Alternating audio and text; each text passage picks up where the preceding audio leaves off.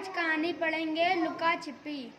दीपू और रीना अपने दोस्तों के साथ लुका छिपी खेल रहे थे। कुछ दोस्त मेज के नीचे छिपे थे, कुछ पर्दे के पीछे। दीपू सभी को ढूंढ रहा था। तभी उसे रीना के हंसने की आवाज सुनाई दी। उसने रीना को पकड़ लिया।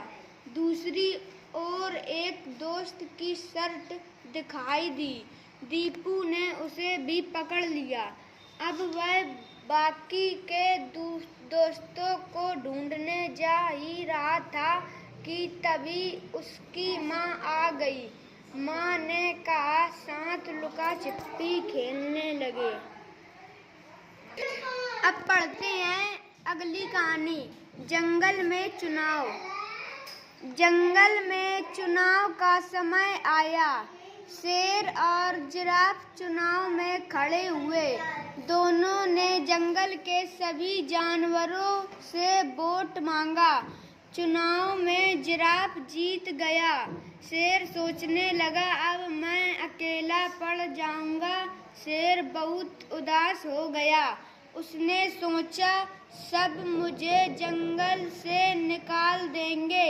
जिराफ ने घोषणा की और कहा, शेर हम सबके साथ रहेगा और जंगल के सभी जानवरों की सुरक्षा करेगा। अब जंगल के सभी जानवर खुशी खुशी रहने लगे।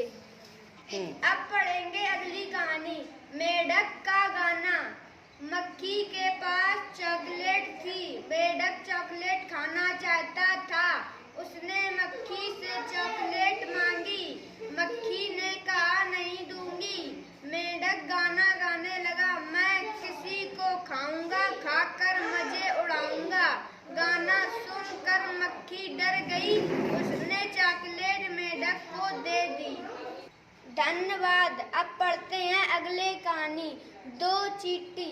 एक लाल चींटी थी, एक काली चींटी थी।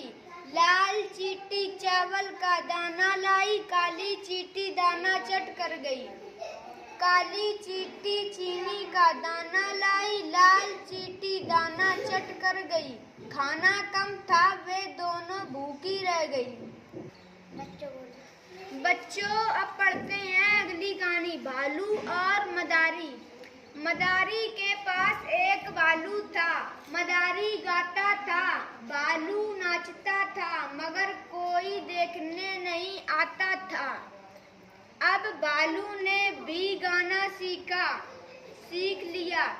भालू गाना गाता था, मदारी नाचता था।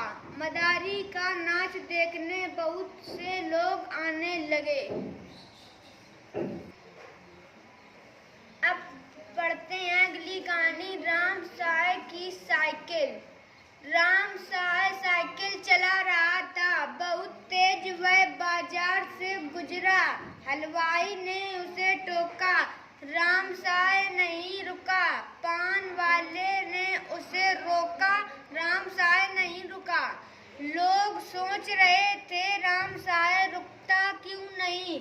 तभी पान वाले ने देखा, राम साय के पिता गुस्से में आ रहे हैं। पान वाला समझ गया, राम साय के पिताजी फिर नाराज हैं। अच्छा बच्चों, कल फिर मिलते हैं नई कहानियों के साथ। बाय, अलविदा।